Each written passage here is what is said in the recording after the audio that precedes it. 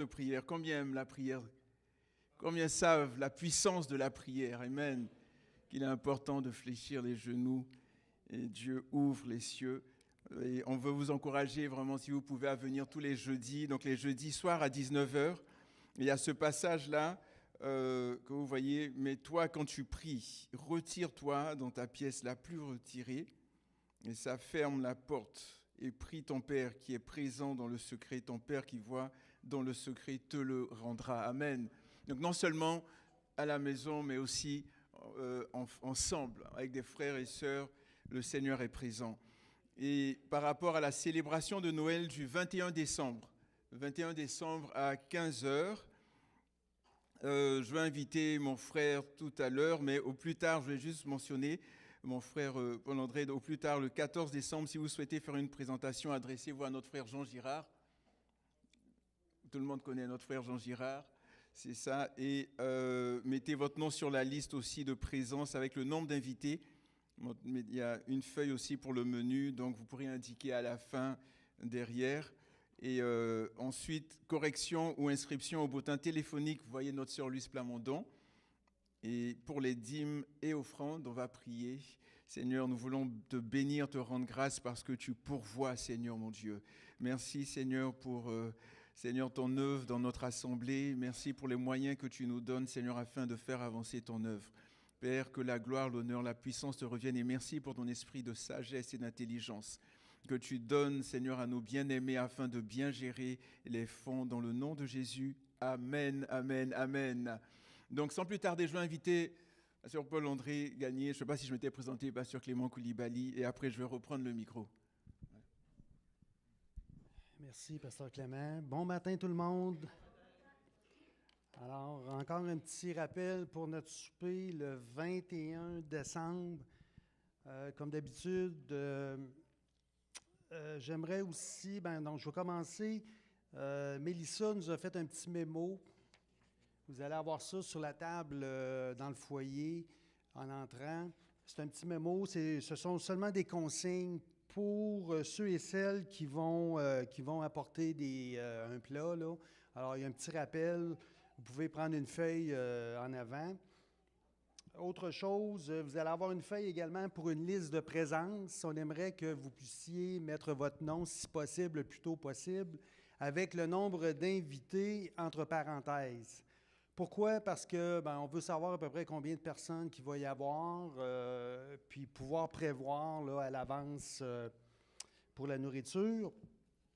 Également, vous avez, comme je vous l'ai expliqué la semaine passée, je pense que vous allez avoir 2 tables pour le buffet au souper de Noël.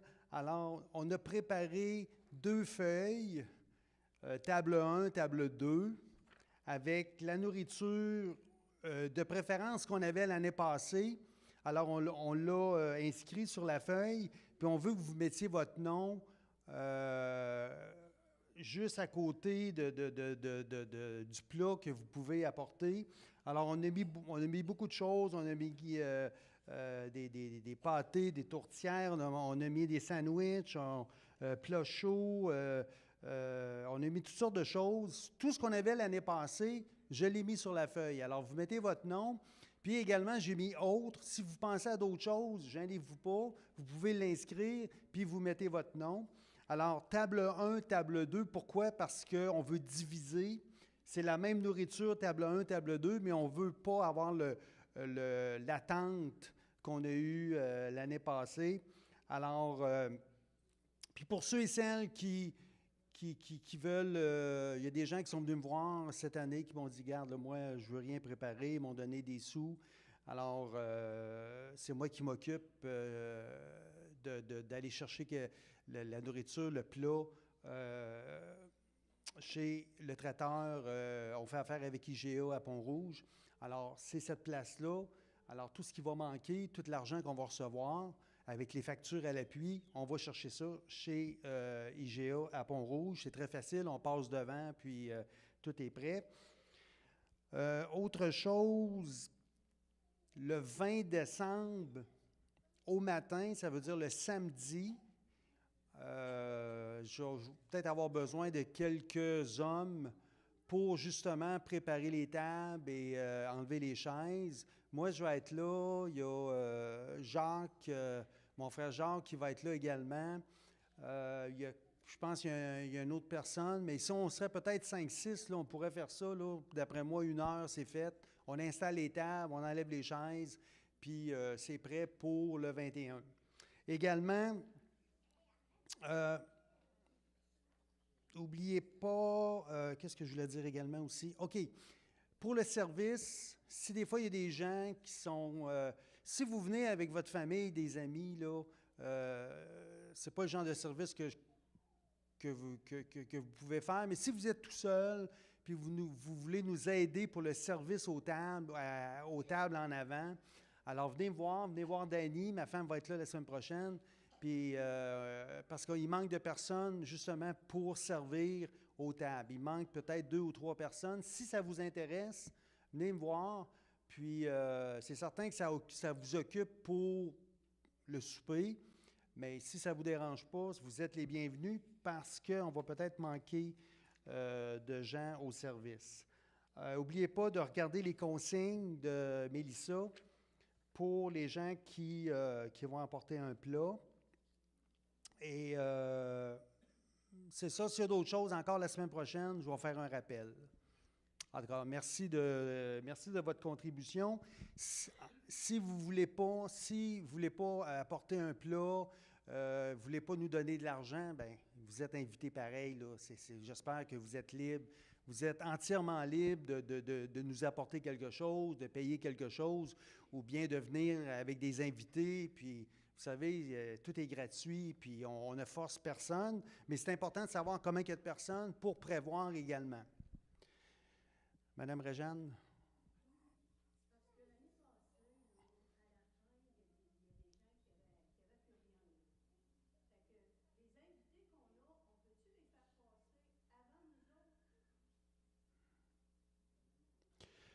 Pour le souper?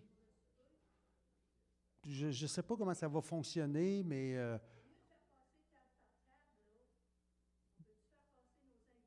ça, c'est mon frère Jean Girard, qui s'occupe de la logistique de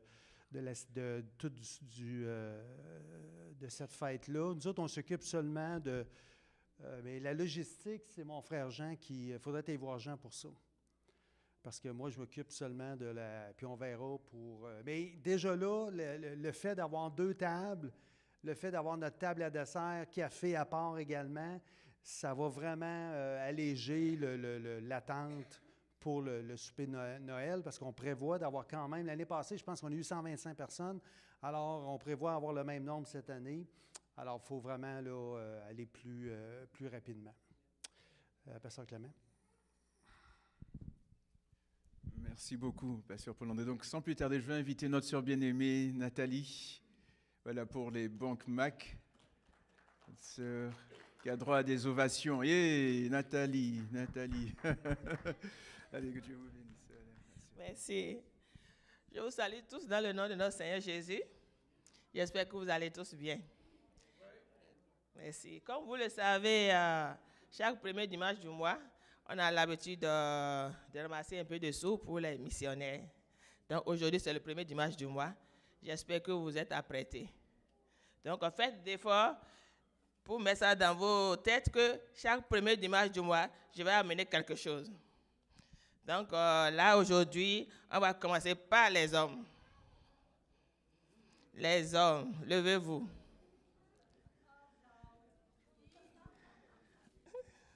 Les hommes.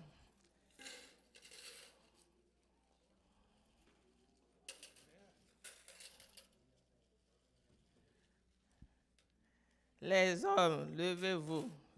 Videz les poches. Merci. Oh. Hey. J'espère. Oh. Hey. Wow. C'est ton...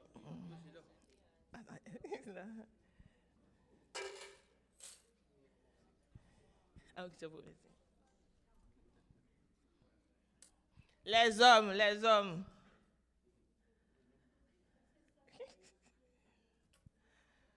Bon, les hommes ont fini de passer. Maintenant, les femmes, levez-vous. Vous voyez déjà le panier des hommes, mais ça veut même tomber parce que c'est trop. Faites d'efforts, fouillez les sacoches. Les femmes, faites d'efforts.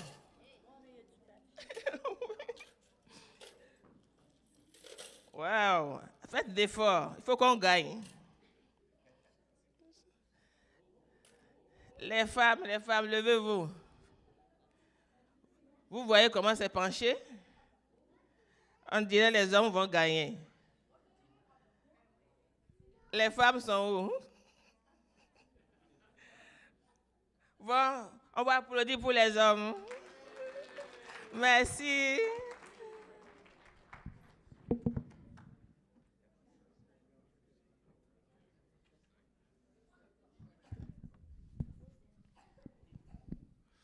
Amen, amen. On ne retire aucune fierté de cela. Nous sommes très humbles, n'est-ce pas? Amen. Mon frère Isaac a fait une demande avant la réunion. Sa fille, Sephora, va aller à l'école du dimanche. Pas à l'école du dimanche, va aller à l'école L'Eau Vive au mois d'août. Et il reste à Saint-Marc. Donc, éventuellement, il va avoir besoin d'un transport pour sa fille. S'il y en a qui restent dans l'Ouest comme ça et qui pensent que l'année prochaine, qu'ils vont aller à l'école L'Eau Vive, allez voir Isaac, puis vérifier avec lui la possibilité de faire du covoiturage. Est-ce que j'ai bien résumé le tout, Isaac? Et pour l'ensemble de toute la situation financière qui entoure cela. Amen. Amen. Est-ce que nous avons des visiteurs ce matin qui sont ici pour la première fois? On aimerait juste vous saluer, pas vous faire venir à 9 ans. N'ayez crainte. On veut juste vous dire bonjour, bienvenue. Est-ce qu'il y en a des visiteurs ce matin? Amen. Bienvenue. On est vraiment content de vous voir. Soyez bénis de l'Éternel. Et nous allons prendre un peu de temps. On va demander aux enfants, aux professeurs d'école du dimanche d'aller à l'école du dimanche. Prenons quelques temps pour se saluer les uns les autres et on revient après ça pour le message. Amen.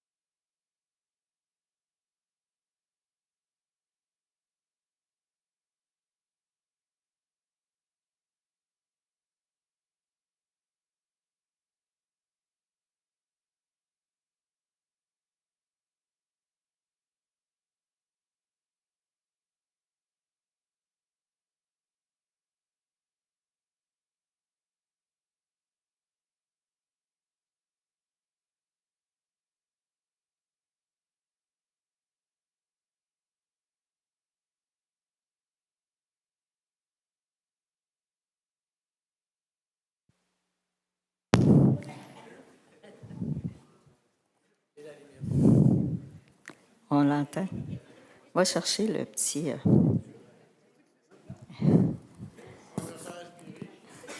Ça va pas bien si tu m'entends respirer. C'est parce qu'il était peut-être trop proche. Bonjour. Est-ce que vous allez bien ce matin? Oui. J'espère que vous allez bien. Ça fait au moins la 3e fois qu'on vous demande si vous allez bien. Oui, je l'ai tassé, puis c'est quoi? Ben, non? OK.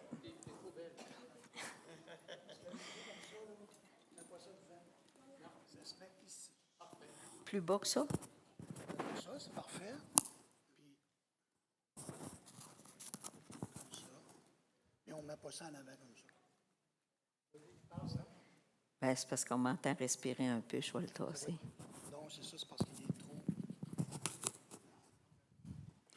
Non, je m'entends respirer dedans. Non, c'est correct. C'est correct? Désolée, c'est la technique. Amen.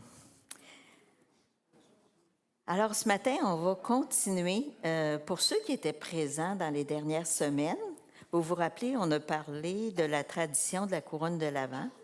On a parlé que les gens, les croyants, faisaient ça à l'époque, particulièrement au 16e, 17e siècle, d'une part pour aider les enfants à patienter jusqu'à Noël, mais aussi pour aider les gens à se rappeler, à se souvenir de ce qui s'était passé à cette nuit-là, la nuit de Noël, la nuit où Jésus est venu.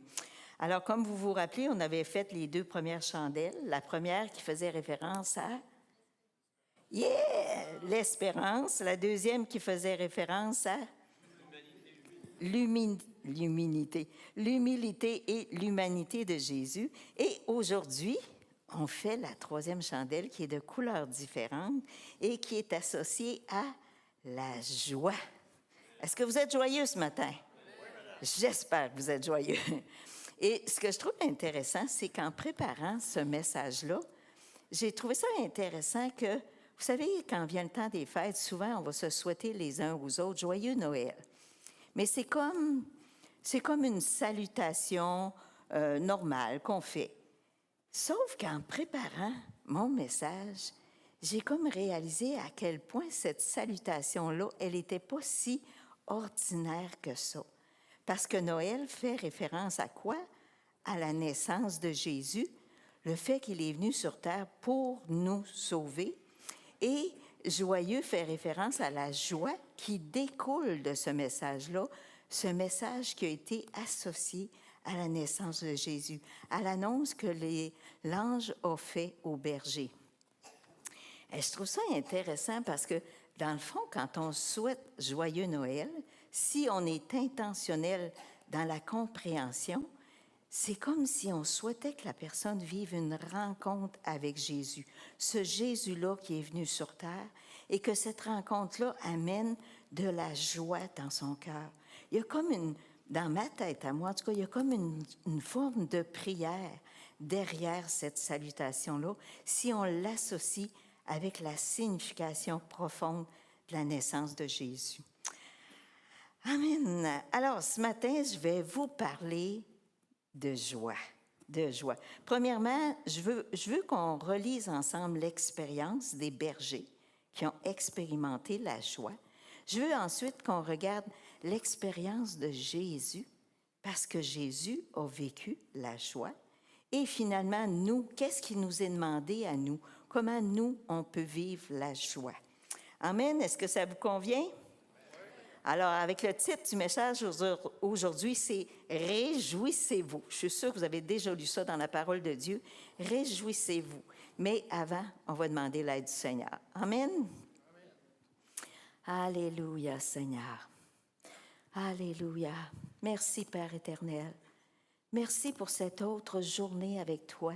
Merci pour ton souffle de vie en chacun de nous. Merci, Seigneur, pour tout ce que tu as préparé, parce que c'est ta parole à toi, Seigneur. Et je prie que ta parole, Seigneur, puisse faire l'effet qu'elle doit avoir dans nos cœurs, dans nos vies, dans nos pensées ce matin. On veut s'ouvrir à l'action de ton esprit. Prends toute la place que tu as besoin. Fais toute l'œuvre que tu veux faire, Seigneur. On s'ouvre à ta parole ce matin et d'avance, on te bénit. On te donne la louange et la gloire, car toi seul es digne d'être loué, d'être adoré. Merci Jésus, merci pour ton œuvre accomplie et merci parce qu'encore aujourd'hui, on peut se souvenir du grand sacrifice que tu as eu pour nous. Dans ton nom que nous avons prié. Amen. Amen.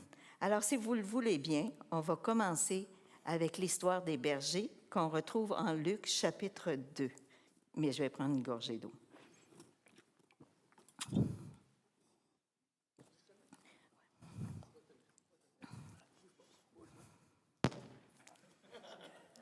Thé électrique.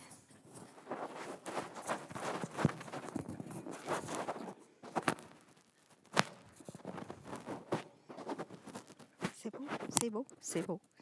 Ah. Amen.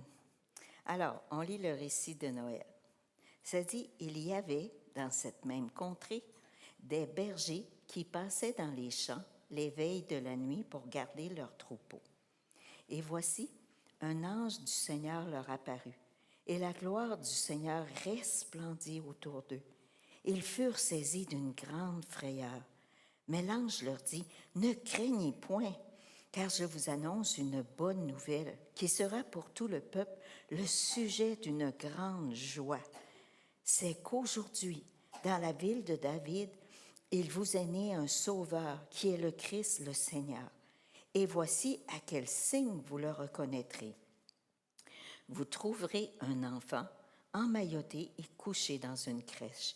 Et soudain, il se joignit à l'ange une multitude de l'armée céleste, louant Dieu et disant « Gloire à Dieu dans les lieux très hauts, et paix sur la terre parmi les hommes qui l'agréent. » Lorsque les anges les eurent quittés pour retourner au ciel, les bergers se dirent les uns aux autres « Allons jusqu'à Bethléem et voyons ce qui est arrivé, ce que le Seigneur nous a fait connaître. » Ils y allèrent en hâte et ils trouvèrent Marie et Joseph et le petit enfant couché dans la crèche. Après l'avoir vu, ils racontèrent ce qui leur avait été dit au sujet de ce petit enfant. Tous ceux qui les entendirent furent dans l'étonnement de ce que leur disaient les bergers. Marie gardait toutes ces choses et les repassait dans son cœur. Et les bergers s'en retournèrent, glorifiant Dieu et louant Dieu pour tout ce qu'ils avaient entendu et vu et qui était conforme à ce qui leur avait été annoncé. Amen. On peut-tu juste s'imaginer la scène? Moi, j'aime ça. Dans la parole de Dieu, il y a plein d'histoires. Puis j'aime ça, me l'imaginer. Vous savez, Dieu nous a donné une imagination, puis j'aime ça m'en servir. On va essayer d'imaginer la scène. Donc, l'histoire commence avec des bergers. Des bergers qui sont dans des champs, en train de garder des troupeaux. OK? Puis c'est la veille de la nuit, donc il doit faire noir. Ces bergers-là, qu'est-ce qu'ils attendaient? Ils attendaient que le soleil se lève, parce que quand le soleil se lèverait, leur garde serait finie. Ils seraient probablement remplacés par d'autres. Donc, ils attendaient que la nuit prenne fin. Ces bergers-là, qui étaient des Juifs, attendaient, ou peut-être aussi, le retour du Messie, parce que ça avait été prédit par les prophètes. On pourrait se demander pourquoi eux, pourquoi est-ce que l'ange est apparu à ces bergers-là, puis pas à d'autres bergers qui étaient ailleurs dans un autre pâturage? Vous êtes-vous déjà posé la question? Pourquoi eux? Probablement parce que ces bergers-là étaient réceptifs à ce qui allait se passer. Ils étaient ouverts. Probablement que ces bergers-là attendaient le libérateur, attendaient le Messie. Ils devaient avoir une sorte d'espérance dans leur cœur pour que Dieu se révèle à eux. Même si, vous savez, les bergers, aux yeux des autres, les bergers n'étaient pas considérés. Dans la société, c'était des gens de basse classe. On ne faisait pas confiance aux bergers. Leur parole n'avait aucune valeur. On les jugeait souvent malhonnêtes et leurs témoignages souvent n'étaient pas crédibles.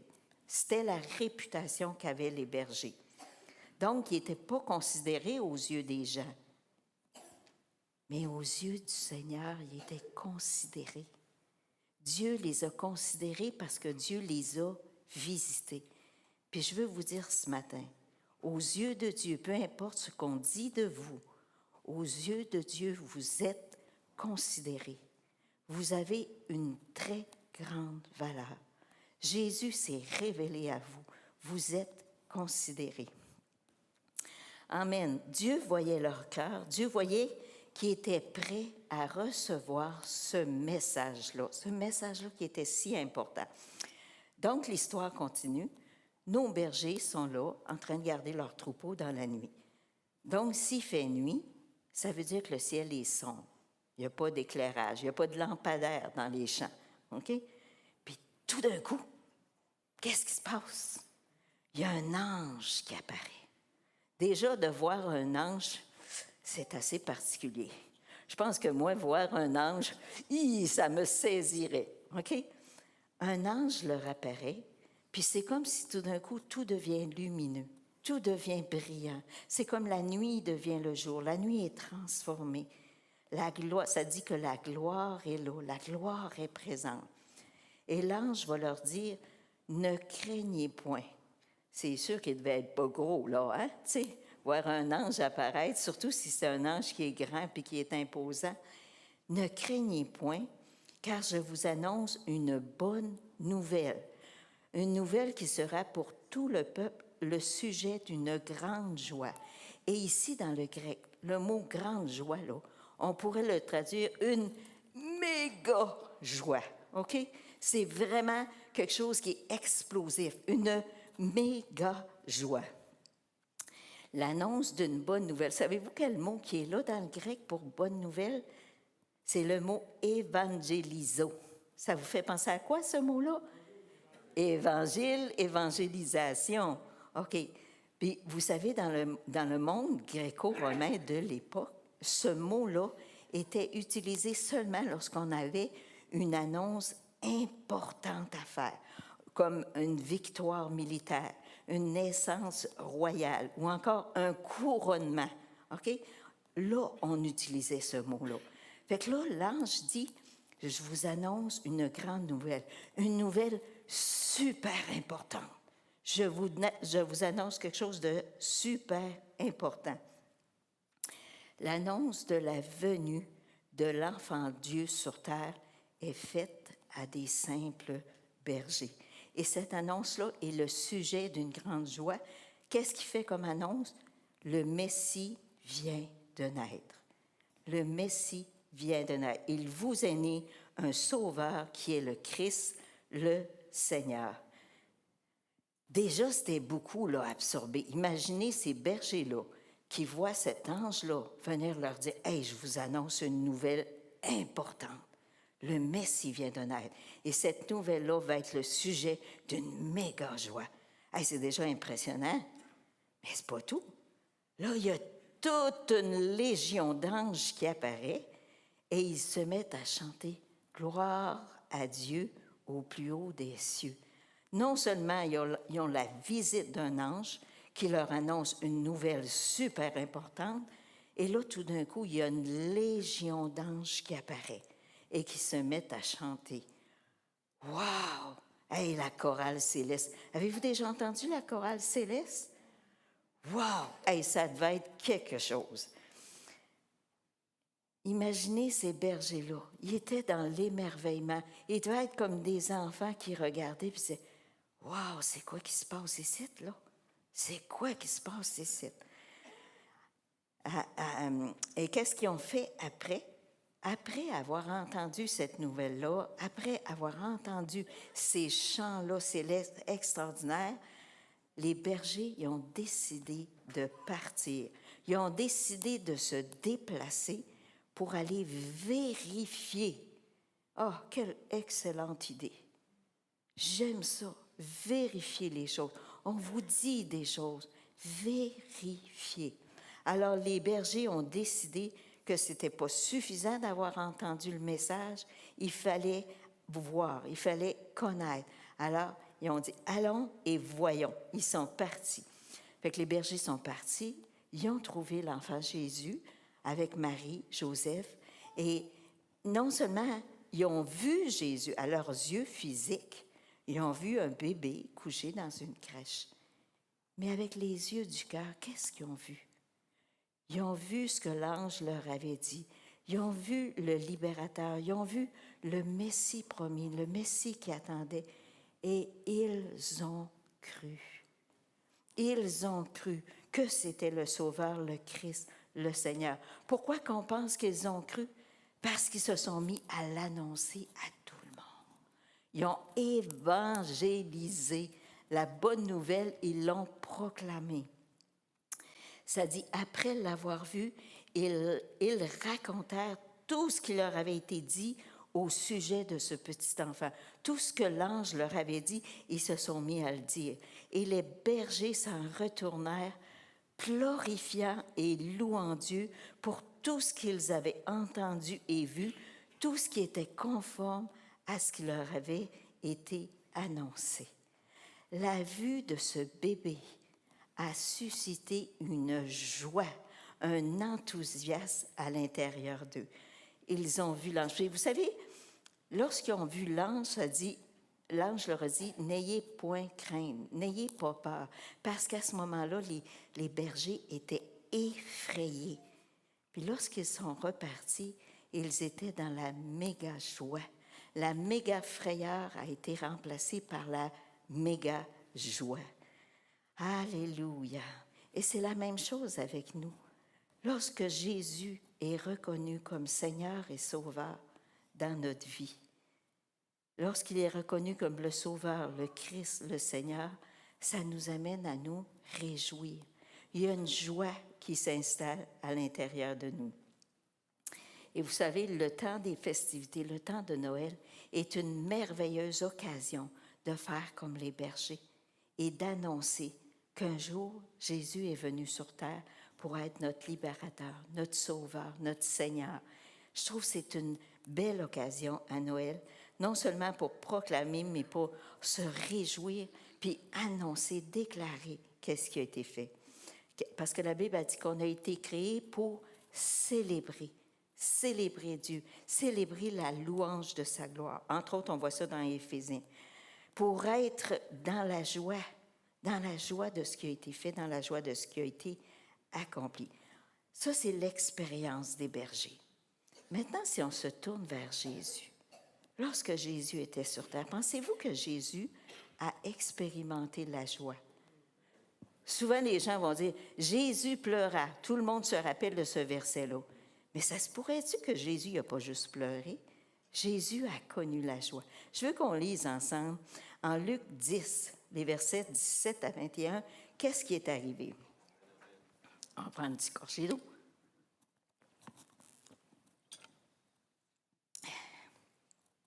Ça dit, les 70 revinrent avec joie. On parle des disciples de Jésus. Ils revinrent avec joie, disant, « Seigneur, les démons même nous sont soumis en ton nom. » Jésus leur dit, « Je voyais Satan tomber du ciel comme un éclair.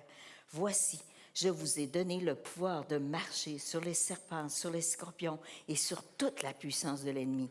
Rien ne pourra vous nuire. Cependant, ne vous réjouissez pas de ce que les esprits vous sont soumis, mais réjouissez-vous de ce que vos noms sont écrits dans les cieux. Arrêtez-vous pas juste à ce que vous pouvez faire par mon autorité, mais réjouissez-vous, premièrement, de ce que vos noms sont écrits dans les cieux. Et ça dit, à ce moment même, Jésus tressaillit de joie par le Saint-Esprit. Et il dit, « Je te loue, Père, Seigneur du ciel et de la terre, de ce que tu as caché ces choses aux sages et aux intelligents et de ce que tu les as révélées aux enfants. Père, oui, Père, je te loue de ce que tu l'as voulu ainsi. » Amen. Jésus a tressailli de joie. Puis le mot tressaillir ici, là, c'est pas se réjouir, c'est exulter, éclater d'allégresse. C'est quelque chose de gros, c'est quelque chose de grand. On peut-tu imaginer Jésus tressaillir, fait « Ah! » Ils n'appellent pas ça tressaillir de joie, là. Je pense que « Wow! Wow, Père, je te loue de ce que tu as caché ça aux grands de ce monde pour le révéler aux enfants. Réjouissez-vous de ce que vos noms sont écrits dans le livre des cieux. Réjouissez-vous que vous êtes des enfants de Dieu, que vous avez été sauvés, libérés. Réjouissez-vous. Puis, en leur disant ça, là, Jésus a tressailli de joie. Wow! Wow! J'aime ça. Jésus était joyeux. Hébreux 1, les versets 8 et 9. C'est Dieu le Père qui parle. Mais il dit au Fils, « Ton trône, ô Dieu, est éternel. Le spectre de ton règne est un spectre d'équité. Tu as aimé la justice et tu as haï l'iniquité. C'est pourquoi, ô Dieu, ton Dieu t'a oint d'une huile de joie au-dessus de tes égaux. » Souvent, on est habitué de parler une onction de puissance, une onction de guérison. Avez-vous déjà entendu parler d'une onction de joie? Amen. Ça dit, il l'a oint d'une huile de joie. Il l'a oint d'une huile de joie. Amen. Jésus, le Fils de Dieu, était oint d'une huile de joie. Amen. Il était joyeux parce qu'il était à l'image de son Père qui lui aussi est joyeux. Pensez-vous que Dieu est juste un Dieu sévère qui demande? Non, le Père est aussi un Père joyeux. Il a le sens de l'humour. Moi, dans ma vie, je le vois régulièrement, le sens de l'humour de Dieu. Il y a du fun avec nous autres, le Seigneur. Et c'était quoi la caractéristique de la joie qui est en Jésus? On va aller lire en Jean 15, les versets 10 et 11. Jésus, encore là, c'est lui qui parle, et dit, « Si vous gardez mes commandements, vous demeurerez dans mon amour, de même que j'ai gardé les commandements de mon Père et que je demeure dans son amour. Je vous ai dit ces choses afin que ma joie soit en vous et que votre joie soit parfaite. » Vous savez pourquoi Jésus, sa joie était parfaite? Parce qu'il gardait les commandements du Père. C'était quoi les commandements? D'aimer Dieu de tout son cœur, de toute son âme, de toute sa force, de toute sa pensée, et d'aimer son prochain comme soi-même. Jésus était parfait dans cet amour-là. Et il dit, si vous gardez mes commandements, mon Père va demeurer en vous, puis ma joie va être en vous. Jésus, sa joie, elle était parfaite. Parfaite. Et ce qu'il veut, c'est que cette même joie qui était en lui soit en nous. C'est ce même genre de joie-là qu'il veut pour nous. Une joie qui demeure, une joie qui est permanente, une joie qui est constante, qui est profonde, qui est solide. J'aimerais vous expliquer quelque chose par rapport à la joie. Vous savez, la joie, c'est ce que Dieu veut pour nous. Mais la joie, elle est liée à la grâce. Dans le texte hébraïque, il y a quelque chose qui est super intéressant. Le mot grâce, le mot action de grâce ou reconnaissance et le mot joie sont liés dans le grec par une même racine, qui est la racine char, C-H-A-R, char. Comme si on prend le mot grâce, en grec c'est charisme. Vous avez déjà entendu, charisme, la grâce de Dieu. La gratitude, c'est Eucharistia, d'où est venue Eucharistie, l'action de grâce. Et le mot joie, c'est chara. Donc, ces trois mots-là ont une même racine commune. La grâce, la miséricorde, la grâce, la gratitude et la joie. C'est quoi la grâce? La grâce, c'est la faveur imméritée de Dieu. C'est tout ce que Dieu nous accorde, mais qu'on ne mérite pas. Ça, c'est la grâce de Dieu. Et qu'est-ce que ça l'amène, la grâce de Dieu? La réponse possible à la grâce de Dieu, c'est quoi? C'est la gratitude, c'est la reconnaissance. Parce qu'on ne mérite pas ça, là. Dieu vient, se révèle à nous, fait preuve de bonté. Et qu'est-ce que ça amène? Ça amène de la reconnaissance dans notre cœur. Merci, Seigneur. Puis quand on dit merci, Seigneur, quand on commence à être reconnaissant, qu'est-ce qui suit automatiquement? C'est la joie. C'est la joie. Il y a quelque chose qui est en ébullition à l'intérieur de nous. C'est extraordinaire qu'est-ce qui se passe. Dieu nous fait grâce, Dieu nous fait faveur, et parce qu'il nous fait faveur, on est reconnaissant parce qu'on ne le mérite pas. Et lorsqu'on se met à être reconnaissant, plus on est reconnaissant et plus la joie augmente dans notre cœur. C'est extraordinaire et tout ça est lié. Dans le Seigneur, c'est incroyable les liens que Dieu a fait, a préparé. Quand tu commences à tout réaliser ça, on n'en revient pas. C'est merveilleux. Quel grand Dieu nous avons. Donc, et si on en vient à notre propre expérience à nous, qu'est-ce que Dieu désire pour nous? C'est quoi le désir du cœur de Dieu? C'est qu'on soit dans la joie, qu'on soit dans la reconnaissance, qu'on soit dans la joie. La joie, c'est ce que Dieu veut pour nous. Pas une joie qui dépend des circonstances, qui dépend des gens, qui dépend de ce que tu as ou de ce que tu n'as pas. Pas ce genre de joie-là qui est superficielle, OK? La joie, c'est pas juste d'avoir du fun, c'est pas juste de rire à gorge déployée ou ben non, de toujours sourire. C'est pas ça, la joie. C'est pas ce genre de joie-là que Dieu a pour nous. La joie qu'il a pour nous, c'est la joie profonde, la joie du cœur, la joie qui vient de Dieu. Parce que la joie qui va avec les circonstances, vous savez, ça ne dure pas. C'est comme la neige qui fond au soleil. Mais ça ne fond pas bien un matin, là, mais bon. C'est pas ce genre de joie-là que le Seigneur veut, OK? On va aller lire le genre de joie que le Seigneur veut. Je suis sûre que vous le connaissez par cœur. Philippiens 4,4. Il y avait même un petit chant qui disait ça. Jouissez-vous toujours dans le Seigneur.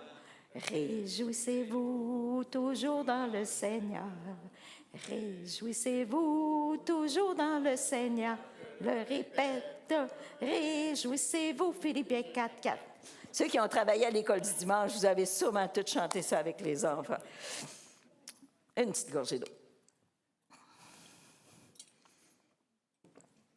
Donc, l'apôtre Paul nous dit, inspiré par le Saint-Esprit, « Réjouissez-vous toujours dans le Seigneur. » Il est en train de dire aux Philippiens d'être heureux.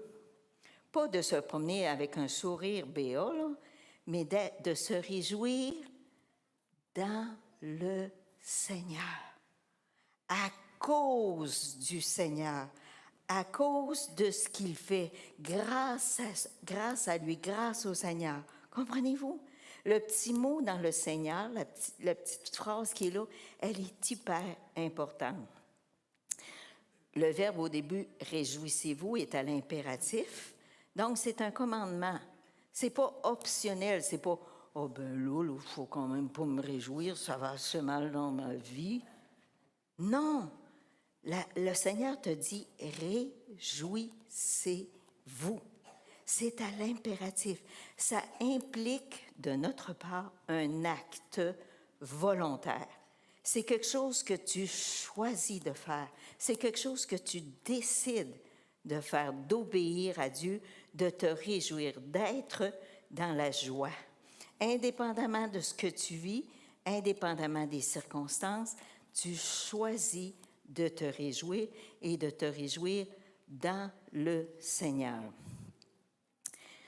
Notre joie est liée étroitement à ce que Dieu est. À ce que Dieu est, à ce qu'il a révélé qu'il était, puis à ce qu'il fait. Parce que Dieu agit dans nos vies. Amen. Dieu agit dans nos vies. Notre sphère se situe dans le cadre de notre relation avec Dieu. Là, la sphère de se réjouir dans le Seigneur se situe dans le cadre de notre relation avec Dieu. Jésus a donné un enseignement très profond lorsqu'il a parlé des ceps et des serments. Il dit, vous devez demeurer attachés. Attachés. Et c'est la même chose. Les serments demeurent attachés. De la même façon, on doit demeurer attachés au Père. Et lorsqu'on demeure attaché, lorsqu'on demeure en Dieu, qu'est-ce qui se passe? on est capable de garder ses commandements et cette joie-là vient nous envahir. Cette joie-là qui est parfaite. Comment ça commence, cette joie-là? Donc, j'ai dit, la joie de se réjouir, c'est dans le Seigneur. La première chose qui se passe, c'est la chose que les bergers aussi ont vécue, c'est la nouvelle naissance. Jésus se fait connaître à nous. Jésus se révèle, il vient pour nous, pour qu'on puisse expérimenter le salut. Il vient nous laver, nous purifier, nous pardonner de nos péchés. Et parce qu'il vient faire ces choses-là dans nos vies, la joie peut prendre naissance dans nos cœurs. En Ésaïe 61, 10, ça dit « Je me réjouirai en l'Éternel.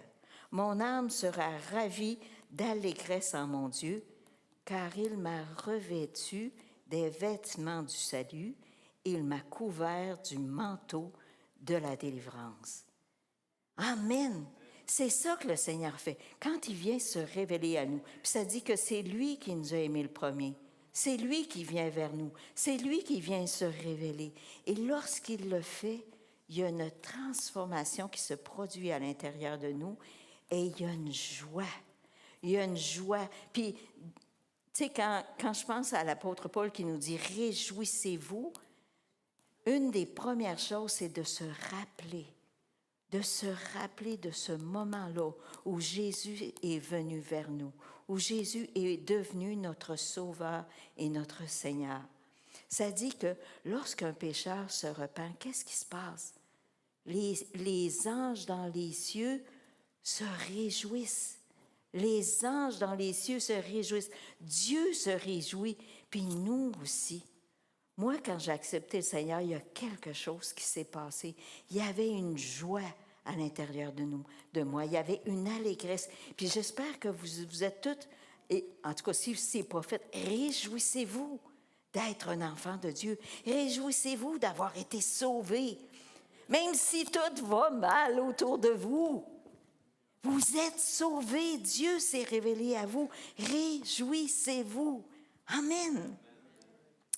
Dieu a fait de moi, a fait de toi un enfant de Dieu, pleinement pardonné, pleinement justifié.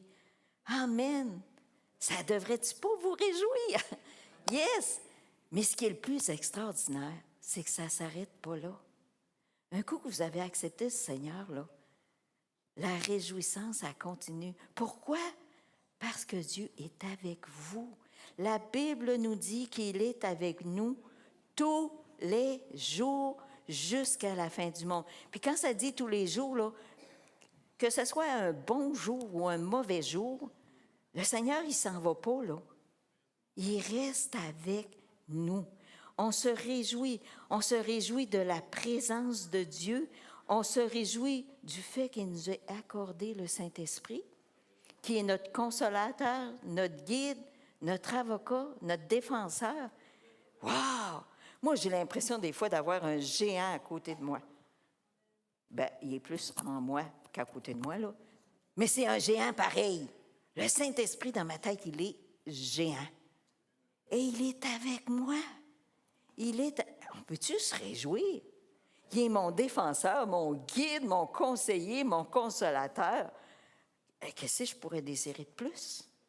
Il faut se réjouir. On peut se réjouir que Dieu nous accorde de le connaître. Dieu nous donne une Bible pour qu'on le connaisse. Dieu nous donne la liberté de le servir, la liberté d'être avec lui. Wow! On peut se réjouir de la bonté de Dieu. Dieu est bon pour nous à chaque instant. Dieu est fidèle. Dieu est compatissant. Son amour est inconditionnel. Et sa provision, s'il est capable de nourrir les petits oiseaux, il peut nous nourrir nous aussi. Toutes ces choses-là devraient nous réjouir. J'ai peut-être pas les souliers les plus à la mode, mais Dieu est bon pour moi. Je peux me réjouir, il est bon pour moi. Je peux me réjouir, il m'aime inconditionnellement. Il ne me rejette pas. Ça dit, il n'y a rien qui peut me séparer de l'amour de Dieu manifesté en Jésus-Christ. On peut-tu se réjouir de tout ça? Puis tout ça, là, c'est dans notre quotidien de tous les jours. On se réjouit de notre salut, de ce qui s'est fait dans le passé. On se réjouit de ce qui se fait dans notre présent, qui est continuellement dans notre présent. Puis on se réjouit parce qu'il y a un futur. On se réjouit parce qu'il y a un futur, il y a un avenir éternel. Jésus il a dit, je m'en vais vous préparer une place. Puis quand ça va être prêt, je vais revenir vous chercher. Wow! On peut-tu se réjouir? Ça va mal ici, ça terre. Mais ça, là, c'est temporaire. On va être avec Dieu pour l'éternité. On peut-tu se réjouir qu'on a une destinée éternelle? On peut-tu se réjouir que Dieu a inscrit nos livres, nos noms dans son livre de vie et qu'on va être avec lui dans sa présence continuellement? Wow! Moi, là, je ne sais pas pour vous, mais moi, là, quand je pense à tout ça, quand je pense à tout ce qu'il a fait pour moi, qui m'a sauvé, délivré, pardonné, quand je pense comment il est là dans mon quotidien, comment il est bon pour moi, comment il m'aime, puis quand je pense à tout ce qui m'attend dans le futur, l'avenir glorieux qui me prépare, wow! C'est suffisant pour se réjouir, frères et sœurs. Ayons pas nos yeux sur nos difficultés, sur nos circonstances, sur ce qui va mal autour de nous dans la société. Ayons nos yeux sur le Seigneur. Marchons avec lui, marchons dans l'amour, marchons dans la vérité et nos cœurs vont se réjouir de plus en plus. Et même, l'apôtre Paul, il dit « Réjouissez-vous toujours dans le Seigneur ». Il y a ce petit mot-là, peut-être qu'il peut être fatigant, là, mais il est là. Réjouissez-vous toujours, toujours, indépendamment des circonstances, indépendamment de ce que tu vis. Il faut t'apprendre à te réjouir dans le Seigneur. Puis en 1 Thessaloniciens 5, 16, ça dit même « Soyez toujours joyeux ». Hey, c'est tout qu'un mandat qu'il nous a laissé, le Seigneur, hein? Mais on peut réussir ce mandat-là si on réalise la grâce de Dieu, que ça nous amène à la gratitude, à la reconnaissance, et ça va nous aider à être joyeux. Comprenez-vous comment tout ça est relié? Dieu nous fait grâce. À chaque jour, le souffle de vie en vous est la grâce de Dieu. Dieu déciderait d'enlever son souffle, c'est fini. Tu t'en vas de l'autre bord. La grâce de Dieu est là dans nos vies à tous les jours. On doit être reconnaissant pour cette grâce qui nous est accordée. Et en étant reconnaissant, là, la joie vient en nous. Tout est relié. Réjouissez-vous toujours. Que ce soit un mode de vie. Pas juste à l'occasion, mais que ce soit un mode de vie. Même si ça va mal, que vous soyez capable de dire « Seigneur, je suis tellement heureux. Je suis tellement heureuse ou contente que tu sois dans ma vie. Je suis tellement contente que tu m'aimes. Je suis tellement contente que tu m'aies délivrée. Je suis tellement contente. Tout ça fait, cette reconnaissance-là amène cette joie profonde que Dieu veut pour nous. Alors, en conclusion ce matin, j'aimerais vous souhaiter un très, très joyeux Noël. Soyez reconnaissants que Jésus un jour est venu sur terre. Que ce soit vraiment un 25 décembre ou pas, pour moi, ça n'a aucune espèce d'importance. Jésus est venu sur terre comme un simple bébé. C'est un fait historique. Et cette venue-là fait qu'aujourd'hui, cette nouvelle-là, qui est d'une importance capitale, amène une joie profonde à l'intérieur de moi. Amen. Quelle belle nouvelle à partager. Réjouissez-vous dans le Seigneur. Non pas à cause de ce qu'il y a autour de vous, mais à cause de qui est Dieu, à cause de ce que Dieu fait. Et j'aimerais terminer avec le psaume 34, verset 6, qui dit « Quand on tourne vers lui nos regards, on est rayonnant de joie. » Fixez vos yeux sur Dieu. Quand ça va mal, pensez à tout ce qu'il est, à tout ce qu'il a fait dans votre vie, à tout ce qui vous attend. Et vos yeux vont devenir, votre cœur, en fait, va devenir rayonnant. Pas juste un petit peu de joie, rayonnant de joie. Amen. Amen. Je vais inviter les musiciens.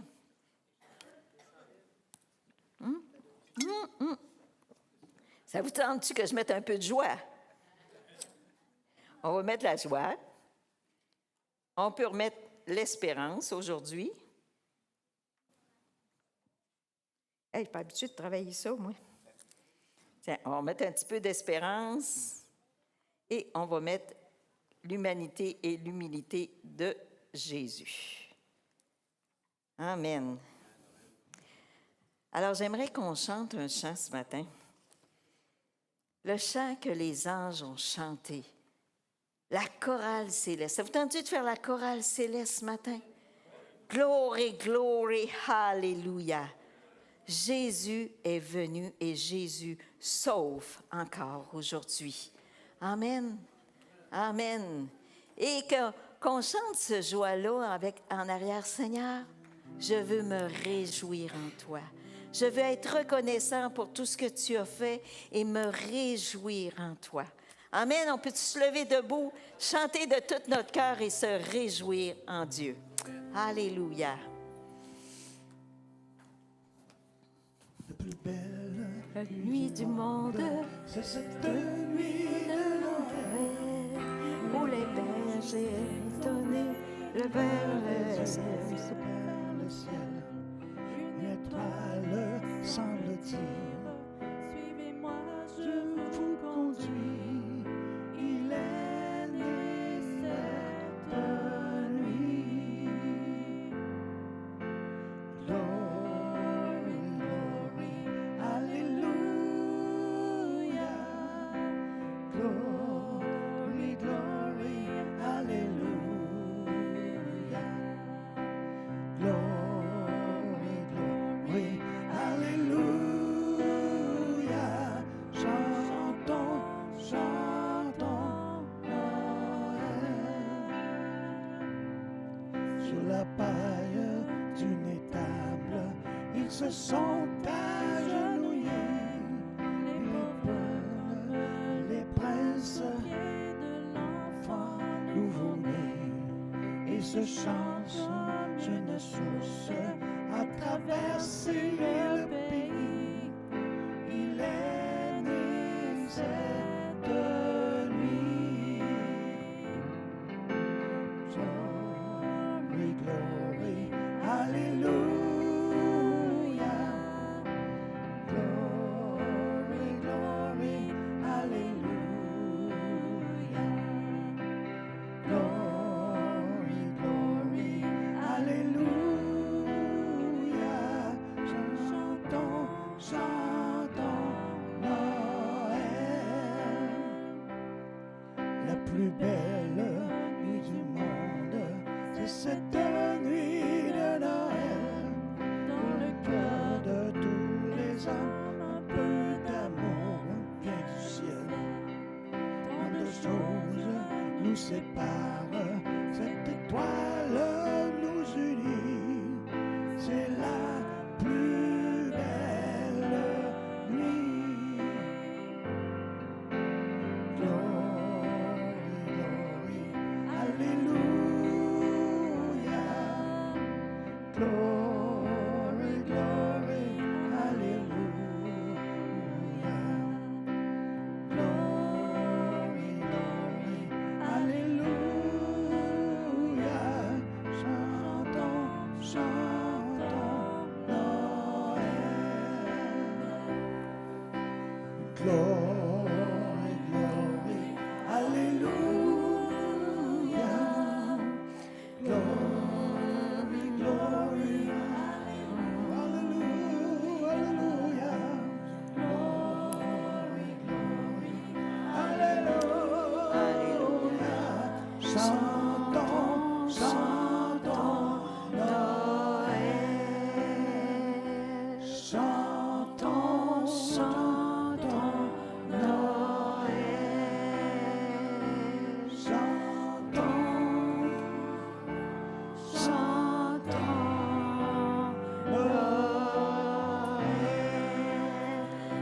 Alléluia, Alléluia, Alléluia, Alléluia.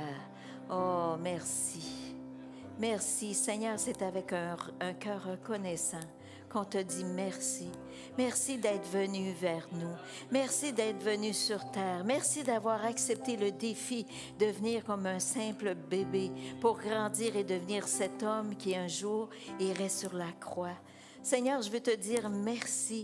Merci pour cette nouvelle extraordinaire que tu es le Christ, le Sauveur, le Seigneur de l'humanité. Ô Éternel, merci de t'être révélé à mon cœur. Merci d'être constamment dans ma vie et merci pour tout ce que tu me prépares. Oui, ce matin, je veux me réjouir en toi. Peu importe la vie, les circonstances, les moments, les gens, Seigneur, je choisis de me réjouir en toi. Ô Éternel, Père, que je puisse être dans la joie parfaite comme l'était Jésus. Garde-moi les yeux fixés sur toi. Garde-moi mon cœur collé au tien, Seigneur. Alléluia. Merci, Papa. Merci, Seigneur Jésus. Et merci, Saint-Esprit. Sois loué. Amen. Amen. Yes, frères et sœurs. Allez dans la paix de Dieu cette semaine et réjouissez-vous. Vos noms sont dans le livre de vie. Amen. Soyez bénis.